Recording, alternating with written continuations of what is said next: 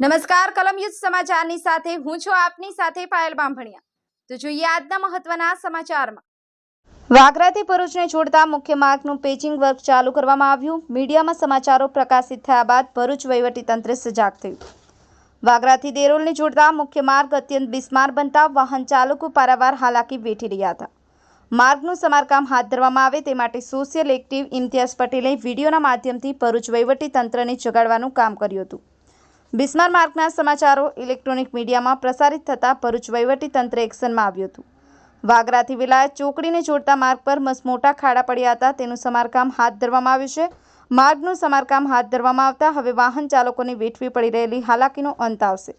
સફીક બાપુ, કલમયુદ્ધ સમાચાર, આમોદ।